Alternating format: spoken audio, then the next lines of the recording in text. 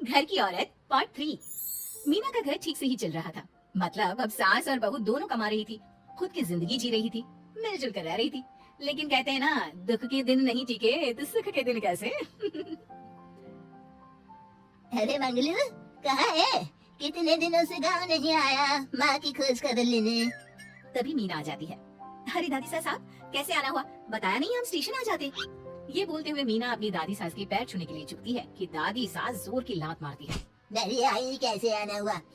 मेरे पति का मकान है ये। और तेरे बाप ने क्या दिया जो तू पूछ रही है? और ये क्या पहना है? न साड़ी न सर पर पल्लू, बात बात पर जबान खुलती है। दादी सास बोलना रोक ही नहीं रही थी। मीना को गुस्सा आने ही वाला होता है कि उसकी सास आ जाती है। क्या बात है मीना, कौन चिल्ला रहा है? मैं हूँ मंगलू की दुल्हन। बहुत चपर चपर कर रही है ये मीना बहू। इसकी जुबान पर लगाम लगवा ले। मम्मी जी, मेरी बहू है, घोड़ा थोड़ी ना है जो लगाम लगवा दूं। तभी वहाँ मंगलू यानी कि मीना का ससुर आ जाता है और मीना की सास को एक जोर का तमाचा लगा देता है। वाह, जुम्मा 2 दिन हुआ नहीं कमाना शुरू किया, मेरी माँ के सामने होशियार बन रही है। मैंने बुलाया है माँ को, ये रहेंगी तो कम से कम इस घर की औरतें औकात पर रहेगी। अरे जब से कमा रही है सर पर चढ़कर नाच रही है। चिंता ना कर मंगलू, मैं आ गई हूँ ना।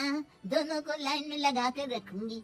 दोनों बहू ने मेरे मंगलू की जिंदगी खराब कर रखी है। तभी वहाँ पोता यानी कि मीना का पति आ जाता है। पोता जो कि दादी का दीवाना था। दादी दादी मुझे क्यों नहीं बताया कि आप आने वाले हैं? मैं गाँव आ जाता कार लेकर आपको लेने। अरे तू तो जानता ही है, कार में बैठ नहीं पाती। पता नहीं बहुत दिनों से लग रहा था कि तू और मंगलू परेशान है। आज मन नहीं माना तो आ ही गई मैं।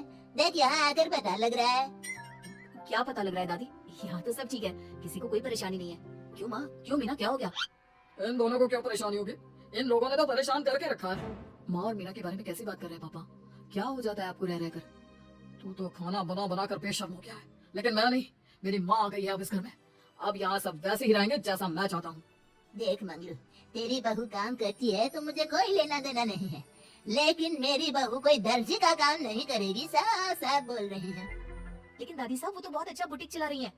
बहुत अच्छा चला रही है, लेकिन हम लोगों ने अपने घर की बहू से ना काम नहीं करवाना। अरे इसके बाप को शादी के वक्त ही बोल दिया था। और इसके बाप जिन्होंने दहेज में एक साइकिल दी थी ना, किसे हाथ जोड़कर कह रहा था, मेरी बेटी आपके घर आ गई, इससे सौभाग्य कुछ नहीं। अब देखो इसकी बेटी बहू आ जाने के बाद सर पर चढ़ रही है मेरे मंगलू के। मीना जो कि सास की बुराई सुनकर परेशान हो जाती है। दादी साहब, छोटा मुंह बड़ी बात। लेकिन क्या पिताजी ने आपको बताया नहीं? सासू माँ ने अपने पैसे से ससुर जी की जन्मदिन में कार दी थी। ससुर जी इतने साल से स्कूटर से जाते थे, अब कार से जाते हैं। क्यों ससुर जी, बताया नहीं आपने? क्यों रे मंगलू, कार ले ली तूने? मुझे तो तू पैसे भी नहीं भेज रहा। 2 महीने से कैसे कैसे दिन काट रही थी और तू यहाँ कार से घूम रहा है। आप ही सासू माँ को अपने बैंक अकाउंट की डिटेल दे दीजिए दादी साहब, वो डाल दिया करेंगी पैसे आपके अकाउंट में। क्यों सासू माँ? मंगलू यानी कि मीना का ससुर, जिसने अपनी माँ को गांव से सिर्फ अपनी बीवी को लगाम लगाने के लिए बुलाया था, ये सब देखकर जोर से चिल्लाता है। मीना बहू, चलो दादी सास आई है, ये नहीं कि खाने पीने का इंतजाम करे। अरे माँ, तू भी किन लोगों की बात में आ रही है? चल मेरे साथ मेरे कमरे में चल। ससुर अपनी माँ को लेकर कमरे में चला जाता है और दोनों बैठकर वैसे ही पंचायत शुरू कर देते हैं, जैसे कोई बहू अपनी माँ से सास की बुराई कर रही हो। देख मंगलू, गलती तो तेरी ही है जो तूने घर की जनानियों को काम के लिए बाहर निकाला। दूसरे तेरे पापा को देखा था, कभी मुझसे फालतू बोलते। अरे मरते दम तक तेरा बाप मेरी मुट्ठी में रहा है, यही सिखाया था मैंने तुझे। क्या बोलूं माँ, जब से ये मीना बहू घर आई है ना, इसने घर का सारा इतिहास भूगोल बदल कर रख दिया है। उस तितली से तो मैं बाद में निपटूंगी, पहले तेरी वाली को तो ठीक कर दूं। अरे बहू क्या आ गई, खुद को टाटा अंबानी समझने लगी है। माँ देख, जो भी हो, इस बात को याद रखना कि हमारे घर की परंपरा क्या है, औरतों का औकात में रहना जरूरी है। अरे बहू के साथ मिलकर माँ ये बात उड़ती रहती है।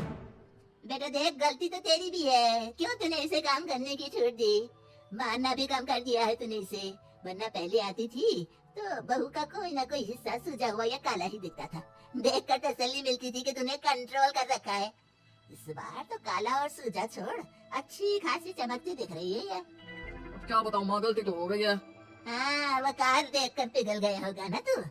अरे बेटा, औरतों को मुट्ठी में रखा कर। शान की साइकिल ज्यादा अच्छी, कुत्ता बनकर कार चलाने से, समझा? मीना का ससुर अपनी माँ की बात को सुन रहा था। बस माँ, जो गलती हो गई मिट्टी डाल उस पर। अब बस तू ना घर पहले जैसा करके जाना। ये सब ना बहू का किया धरा है, समझी? मतलब बहू को ठीक करना है तो बहू की बहू को लगाम लगाना होगा। ठीक है।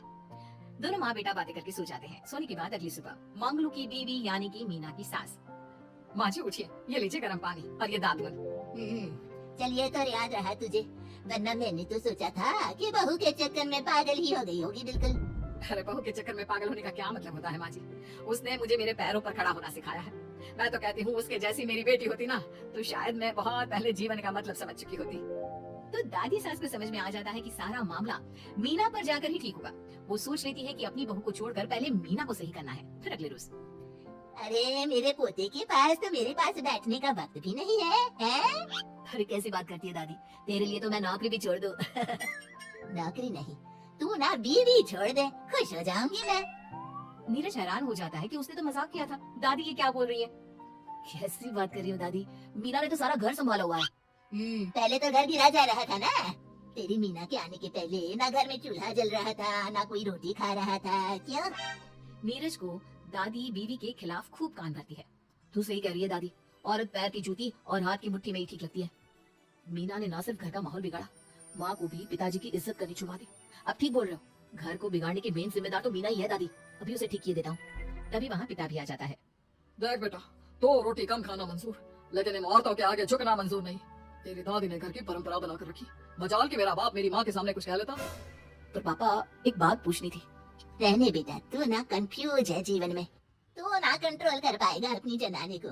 मंगलू, मेरी तो टिकट ही करा दे गाँव की। तुम लोगों के घर तो मर्दों की कोई इज्जत ही ना है, और ये मेरे घर की परंपरा ना है। मैं चली। अरे ना दादी, मैं तो बस देख अब मैं कैसे कंट्रोल करता हूँ इसे कल। फिर अगले रोज मीना ऑफिस के लिए तैयार हो रही थी कि देख मीना, आज मेरे दफ्तर से कुछ लोग खाने के लिए आ रहे हैं, तो शाम के खाने में, लेकिन आज तो मेरी मीटिंग है, फिर घर आने में मुझे देर हो जाएगी। तो मैं क्या करूँ? बोला ना शाम को खाना बनाना है तो बनाना है, समझी? मीना को पति की बात अजीब लगती है, पर वो दादी सास के सामने कोई भी ड्रामा क्रिएट करना नहीं चाहती थी। ठीक है, मैं शाम को जल्दी आ जाऊंगी। अच्छा क्या खाना है प्लीज जल्दी से बता दीजिए। पर बेटा तू तो। बहू सास को चुप रहने का इशारा करती है, लेकिन पोती को तो लड़ना था। वो मीना पर जोर से चिल्लाता है। मीना देख, ज्यादा हीरोइन मत बन।